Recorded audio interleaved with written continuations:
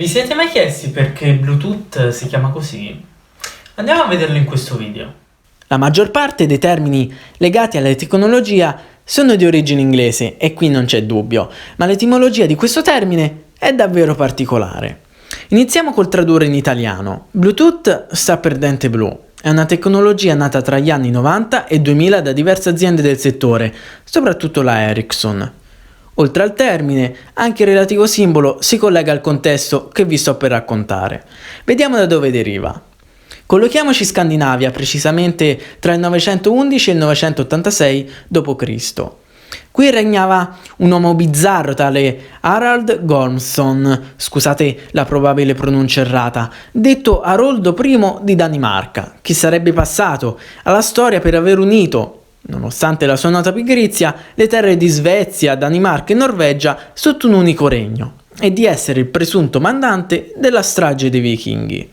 La leggenda narra che re Harald avesse una particolare passione per delle bacche commestibili dal colore bluastro, bacche che a lungo andare avrebbero modificato la colorazione dei suoi denti. Denti blu che re Harald mostrava in guerra per terrorizzare il nemico, ed è per questo che, dopo qualche anno, fu soprannominato Bluetooth e Batend, ovvero in inglese blue sta chiaramente per blu e tooth per dente.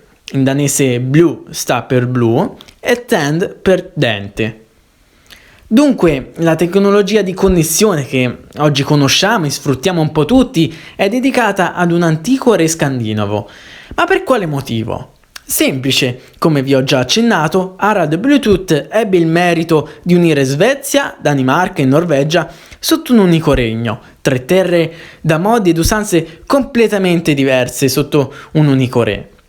Se ci pensate bene, è proprio questo l'obiettivo iniziale della tecnologia Bluetooth: standardizzare una connessione che potesse mettere in comunicazione dispositivi completamente diversi tra loro.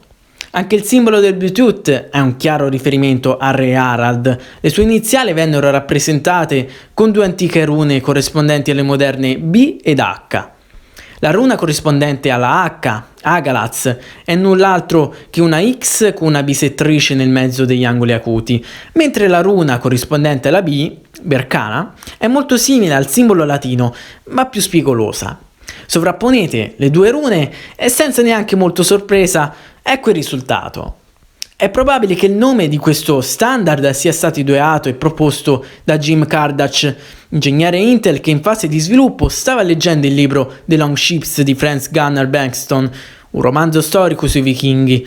Ma ai personaggi di questo libro compare proprio il re danese Harald Gormson. Insomma, la parola Bluetooth deriva proprio da questa figura storica suggestiva. Per approfondire vi lascio la voce di Wikipedia nella descrizione. E il blu del logo? Beh, non penso che bisogna spiegarlo. Ci vediamo ad un prossimo video.